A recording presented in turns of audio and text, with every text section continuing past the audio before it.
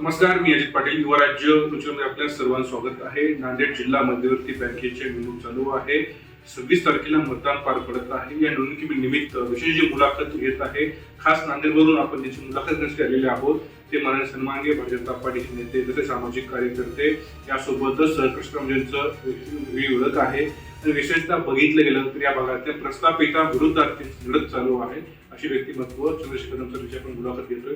Sir, एक सर्वसामान्यांच्या विरुद्ध प्रस्थापित लढत आहे, अशी मतदारसंघात चर्चा आहे. एकंदरीत मुलाखतीच्या माध्यमातून करावं. सर, स्वागत आहे आपलं युवा राज्य. साहेब, आपण प्रस्थापिताविरोधात लढत आहात, विशेषतः खासदारांच्या पुत्राविरुद्ध आपल्याला चालू आहे. एकंदरीत कसं राहीकडे बघता या? बरोबर आहे, आपण म्हणताय ते काही चूक नाही. प्रस्थापिताच्या विरोधातच लढत आहे. कारण खासदार साहेब 2 वेळेस 2 टर्म म्हणजे 10 वर्ष जिल्हा बँकेवर संचालक होते. मी एक सर्वसामान्य शेतकरी आहे, तरी कुटुंबातला व्यक्ती आहे. त्यामुळे मला ही बँक सुद्धा शेतकऱ्यासाठी आहे. शेतकऱ्यांच्या हिताचे प्रश्न मला पूर्णपणे माहीत आहे. त्या शेतकऱ्यांच्या प्रश्नाच्या सोडवण्यासाठी मी या बँकेच्या निवडणुकीमध्ये उतरलो. साहेब, या निवडणुकीमध्ये उभं राहण्याचा आपला मुख्य उद्देश शेतकऱ्यांच्या हितासाठी. कारण शेतकऱ्यांच्या खूप अडीअडचणी आहेत. त्या अडीअडचणी शेतकऱ्यांच्या सोडवण्याच्या दृष्टिकोनातून मी या बँकेच्या निवडणुकीसाठी उतरलो. नांदेड जिल्हा मध्यवर्ती बँकेची सध्याची आर्थिक स्थिती आपण कशी बघतो? सध्याची आर्थिक स्थिती जरी चांगली नसेल तरी आमची सन्माननीय नेते अशोकराव चव्हाण साहेब यांच्या माध्यमातूनच मागे बँक लपवायला आली होती. त्यावेळेस चव्हाण साहेबांनीच बँकेला उभारी दिली आणि आदरणीय अशोकराव चव्हाण साहेबांच्या नेतृत्वामध्ये ही बँक अजून प्रगती करेल अशी अपेक्षा आहे. त्यामुळं आम्ही त्या दृष्टीनं आम्ही चव्हाण साहेबांना असे आवाहन केलं. त्यामुळं सर्व ठिकाणी युती झाली आणि त्या युतीमध्ये सर्व पक्षांची युती झाली आणि बिनविरोध जवळपास 11 जागा आमच्या पॅनलच्या 11 जागा बिनविरोध निघाल्या. 12 जागांसाठी निवडणूक सुरू आहे. त्यामध्ये हातगाव आणि हिमायतनगर दोन्ही ठिकाणच्या सेवा सहकारी सोसायटीच्या उमेदवारांच्या निवडणुका चालू आहे. निवडून आल्यास पहिल्या 100 दिवसांमध्ये आपण कोणते निर्णय घेणार आहात? निवडून आल्यानंतर पहिल्या 100 दिवसामध्ये निर्णय घेण्याचं म्हणजे आपण शेतकऱ्या हितासाठी जे योग्य वाटतील ते निर्णय घेणार. मग कर्जमाफ मंजुरी असेल, नव्याने कर्ज देण्याची प्रक्रिया असेल, शेतकऱ्यांच्या हितासाठी जे काही करता येईल ते पूर्ण प्रयत्न आपण करणार आहोत. थकीत कर्जाचा प्रश्न सोडवण्यासाठी कोणते उपाय आपण बँकेला सुचवणार आहात? थकीत कर्जाचे प्रश्न सोडवण्यासाठी आता सध्या तर ते आमचे महाराष्ट्राचे लाडके मुख्यमंत्री आदरणीय देवेंद्रजी फडणवीस साहेब यांच्या माध्यमातून शेतकऱ्यांच्या संपूर्ण कर्जमाफी 2 लाखापर्यंतची पूर्ण कर्जमाफी ही झालेली आहे. आता ही कर्जमाफी अंमलात येईल काही दिवसांमध्ये. त्यावेळेस ज्यांची कर्जमाफी झाली त्यांना आपण नव्याने कर्ज देण्यासाठी प्रयत्नशील आहोत. डिजिटल बँकिंग आणि आधुनिक तंत्रज्ञानाचा वापर वाढवण्यासाठी आपली योजना आहे का?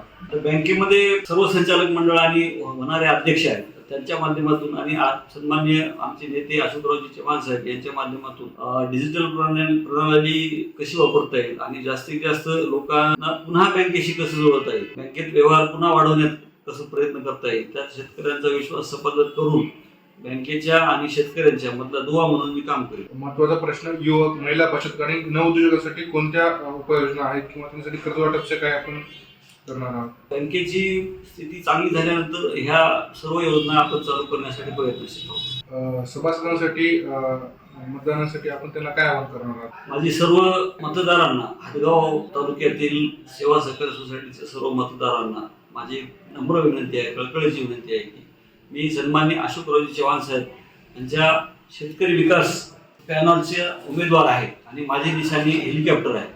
या हेलिकॉप्टर या निशाणी समोरील एवढं 3 जे इतर उमेदवार 3 आहेत, या सर्वांना एकूण 4 मतदान करण्याचा अधिकार आहे. तर 4ही मतदान आपण शेतकरी विकास पॅनलच्या पाठीशी भक्कमपणे उभं राहून मदत करावी आणि मतदान करावं, भरघोस मताने विजयी करावं हीच मतदारांना विनंती करतो.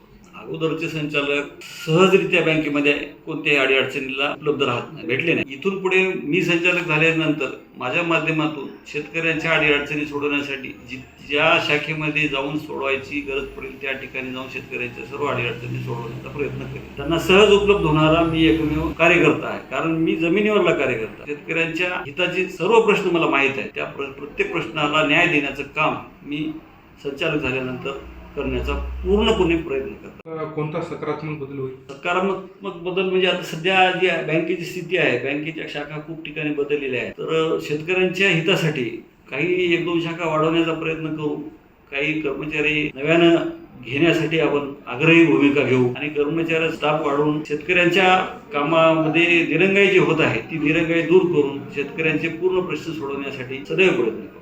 ही लढाई जर बघितलं तर घराणेशाही विरुद्ध सर्वसामान्य शेतकरी ही पुतळ्याची लढाई असं बघायला भेटत आहे. मतदारसंघात वातावरण आहे, कसं बघता आपण लढाईकडे? पाहण्याचा दृष्टिकोन योग्य आहे आणि सर्वांचे म्हणणंही सुद्धा योग्य आहे, कारण ते घराणेशाही ही 25 वर्षाची परंपरा चालत आलेली आहे. त्यांची ही परंपरा त्यांना अजूनही टिकून ठेवावी वाटते. 3 पिढ्या आपल्याच घरी संचालक पद राहावं असं वाटते. पण मला जनतेला असं आवाहन करायचं आहे, सन्माननीय खासदार साहेबांनी थोडंसं मोठ्या मनाने आमच्यासारख्या सर्वसामान्य कुटुंबातल्या कार्यकर्त्याला तिथं बसण्याची संधी दिली पाहिजे होती. सर्वसामान्याचे काम करण्यासाठी सर्वसामान्य माणसालाच ही संधी द्यावी, कारण सर्वसामान्य माणसालाच सर्वसामान्याच्या अडीअडचणी माहीत असतात. जनतेला मला एवढं सुचवायचं आहे की मी एक शेतकरी कुटुंबातला व्यक्ती आहे, मी काय फार मोठा नाही, पण तुमच्यातलाच आहे. त्याच्यामुळे तुमच्यातल्या माणसाला तुम्ही आपण मतदान करावं आणि येणाऱ्या काळामध्ये तुमच्यातलाच एक सर्वसामान्य संचालक जिल्हा बँकेच्या पाठवावा ही आम्ही जनतेला विनंती करतो. मग ते बोलाबोली बोलाबोली थोडी झालीच ना, पण त्यांचं म्हणणं होतं की विड्रॉल लवकर करून घ्या, कशामुळे रोखला.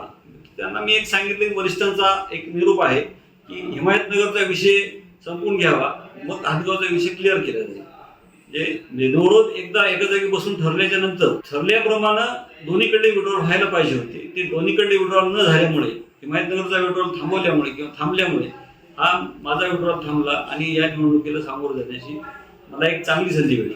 नांदेड जिल्हा मध्यवर्ती सहकारी बँक लिमिटेड नांदेड संचालक मंडळ निवडणूक 2026 ते 2031 या निवडणुकीच्या अनुषंगाने माननीय आमचे नेते माजी मुख्यमंत्री अशोकरावजी चव्हाण साहेब यांच्या नेतृत्वामध्ये शेतकरी विकास पॅनलचे अधिकृत उमेदवार म्हणून मी स्वतः चंद्रशेखर राजाराम कदम तालुका हातगाव या मतदारसंघामधला उमेदवार आहे. माझी निवडणूक निशाणी हेलिकॉप्टर आहे आणि माझ्यासोबत जिल्हा लेवलचे 3 उमेदवार आहेत. त्या 3 उमेदवारांना निशाणी आहे कब्बशी. त्यामुळं माझं हातगाव तालुक्यातील सर्व एकूण 71 मतदारांना विनंती आहे की हेलिकॉप्टर व 3 कब्बशीच्या समोर मताचा ठसा मारून प्रचंड बहुमताने विजयी करा.